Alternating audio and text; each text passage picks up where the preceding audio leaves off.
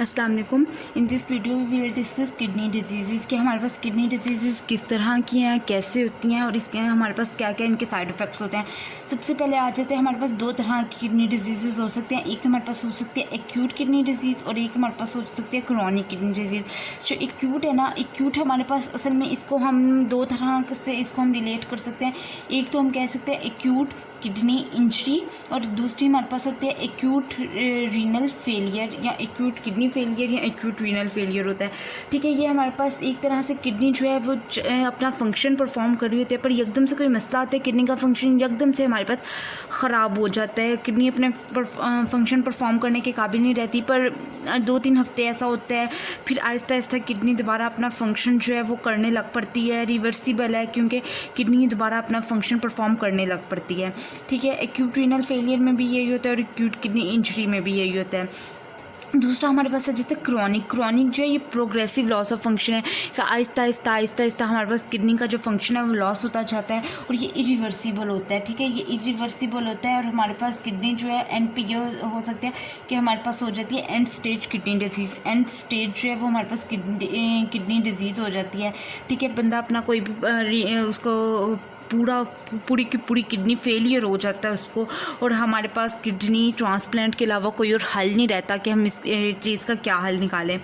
ठीक है, ये हमारे पास दो इस तरह से आ गई डिजीज़ किडनी की। अब बारी बारी हम डिस्कस करते हैं कि किडनी की डिजीज़ होती किस तरह है और ये मतलब एक्यूट किस तरह होती है और क्रॉनिक किस तरह होती है। सबसे पहले हम देख लेते हैं acute kidney injury. Acute kidney injury हमारे पास 3 टाइप्स की होती है। ठीक है, इसके अंदर हमारे पास एक होती है प्री रीनल, ठीक है, एक होती है इंट्रा रीनल और एक होती है post renal. Acute kidney injury में एक हमारे पास होती है प्री रीनल, जो कि हमारे पास कोई भी ऐसा काज है जो रीनल किडनी के अंदर नहीं है, कोई बाहर ऐसा काज है जो हमारे पास किडनी डिजीज़ को काज कर रहा है। दूसरी हमारे पास होती है इंट्रा रीनल, ठीक है, इंट्रा रीनल होती है। और चौथी हमारे पास होती है तीसरी हमारे पास होती है पोस्ट रीनल।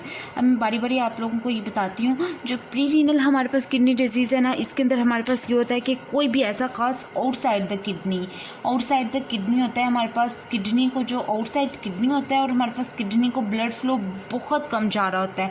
ब्लड फ्लो बिल्कुल ऑलमोस्ट किडनी के पास बहुत थोड़ा होता है। ठीक है, ये किडनी में इस्कीमिया काज करती हैं। जब किडनी में इस्कीमिया होता है तो किडनी में नेफ्रॉन्स डैमेज होते हैं और नेफ्रॉन्स की वजह से किडनी का फंक्शन जो है वो हमारे पास लॉस हो जाता है। दूसरी हमारे पास जो डिजीज़ है वो इंट्रारीनल है। इंट्रारीनल मतलब कि किडनी की जो ब्लड वेसल्स हैं उनमें कोई कमी कोई ख़राबी आ जाती है। ठीक है, ग्लोमेरुलर है किडनी के, उसमें कोई आ जाती है ख़राबी, या नेफ्रॉन्स हैं, नेफ्रॉन्स में कोई डैमेज हो गया, ट्यूब्यूल्स में नेफ्रॉन्स की डैमेज होगी, या इफेरेंट आर्टेरियोल्स जो हैं वो डैमेज हो जाती हैं, इस वजह से कोई भी ऐसी डिजीज़।